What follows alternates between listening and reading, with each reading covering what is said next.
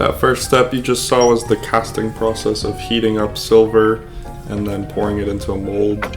Here is me rolling a different piece of silver. I didn't have the video of the wire, but you pretty much roll out the wire to stretch it out. Like if you've ever seen pasta being made, they just roll it and then it becomes longer.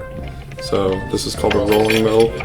After your silver is rolled out, this is a piece of flat steel, but once it's rolled out, you get a longer coil as you see here, and then you turn that into a spring.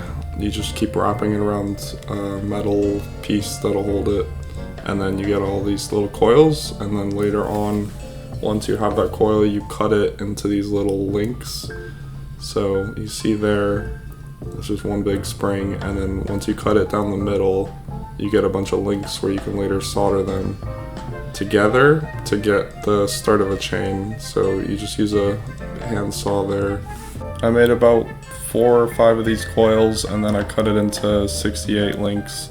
So once that was done, I combined them all together with a pair of pliers to connect them. As you can see, they come in like a C shape, and then you just twist them all into each other. So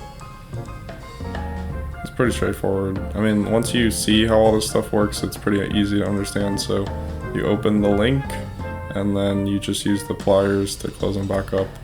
And then after this, we use the torch to solder it.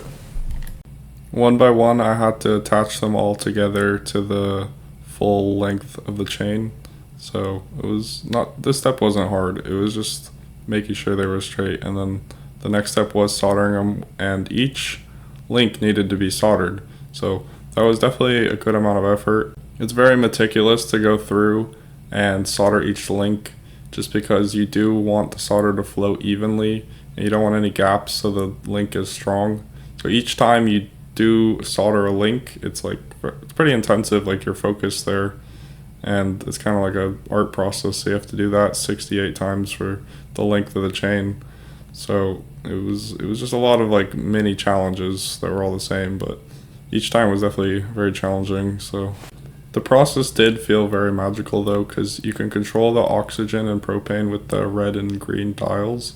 So it felt the closest to me like Harry Potter, because it's pretty unique. Like you get a torch to play with, and there's metals moving around. So it's like what historians would call alchemy, which is, you know, the use of metals and people trying to create gold. But the point is, it just felt the most in touch with being a wizard or an alchemist at the time. So I enjoy it. It's just, look at how the metal changes color from like white to gold. The board behind is like white, and then once you hit it with the heat, it goes gold. So there's some, like, to me, it looks like heavenly designs. Just the whole process. I mean, you got the green and red. It's just a lot of factors that make it look really aesthetic. I appreciate it. I mean, I have a nice desk as well, so it helps, but the whole thing it's nicer than working on cars. It's like very, very pretty, and it just makes me happy for sure. This is what I'm most proud of, my creative aspects, so.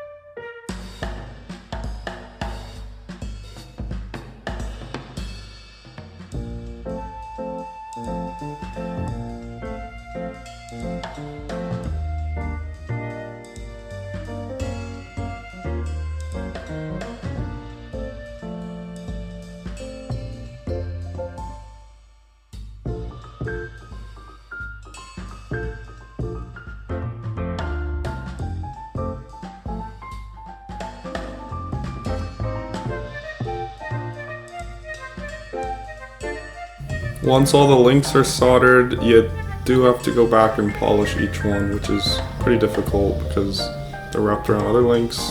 I wouldn't say it's difficult, you just kind of get tired of doing it. So I set up a Dremel and then just polished each one by hand to smooth it out, so you get like one consistent loop. and no extra solder marks. So I wore a mask, and then I had those zoom in lenses there, so I was able to see the links, because yeah, it's pretty small. It's definitely very small. So you have to go through, polish each one, just like you have to go through and solder each one. So it's like making a bunch of little rings, because all those are rings, and I've made silver rings in the past, and you just make a loop and then solder it once, but this is 68 times, because there was 68 links to get the length I wanted for the chain. So it wasn't hard, you just definitely get tired of it very quickly. But it was worth it in the end, for sure. Looked amazing when I was done. So after that, I had to turn it. This part I would say is hard. Everything else was just repetitive. This part's really hard, because you have to turn all those 68 links consistently, so you're twisting, but you want them to all twist evenly, and then some of them broke while I was twisting, so I mean I didn't do a good job soldering them. I had to go back and redo them. You can see the links that broke there, and then they were still wonky, so what I did is I sent it through the rolling mill, and then eventually it straightened out to where it was flat. But you can see where they broke. Eventually it looked really nice. Like, look at that. Stunning. I should have left it there. I polished it flat, like a traditional Cuban link, like you'd see any rapper wear, but this was like still rounded. This is where I flattened it, which gave it that traditional look, but I liked the rounded look, was a lot cooler to me. So you just sand it. I glued it down to a board of wood, and that helped hold it in place, because you know how chains move. So I got a hand file and then just went to town for probably 2 hours, just filing it and then inspecting it to make sure it was consistently flat everywhere, because you want it to all match up. So like if I filed one area too low and then the other side was like still pretty rounded, it wouldn't look that great.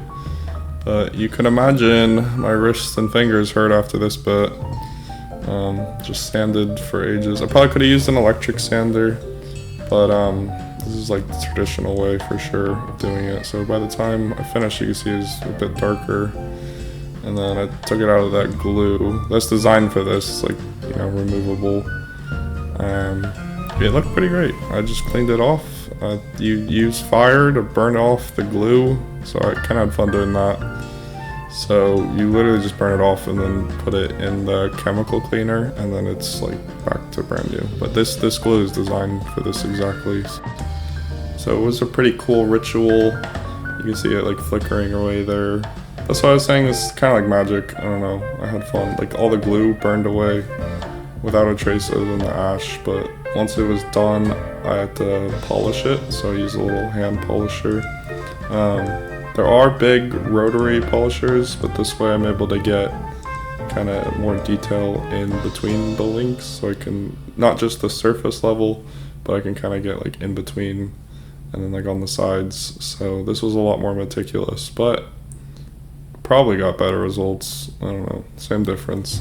But yeah, I spent, you know, another 2 hours just going through and polishing, maybe an hour and a half, but it just felt like forever for sure. So I just went through, polished, and then by the time that's done, all I had to do was add the clasp just to link it together. But at this rate, I could at least hold it up and see what it looked like. So yeah, just went through, double checked. You can always go back and polish, but this is like the initial polishing. Look how shiny that is. And then there's like the unpolished surface is that white bit, and there's it completely done. Definitely very good for the first chain I've ever made. So I think that was before it was polished. The cat liked it. It was like playing with it, and then by the time it was done, it was pretty heavy. So that's 4 ounces with the link, and then my friend put it on just to model it. I wore it, of course. It's pretty great, you know. You can tell I made it, which is like my favorite part. There's like a couple impurities, but that's what you want, 'cause, you know,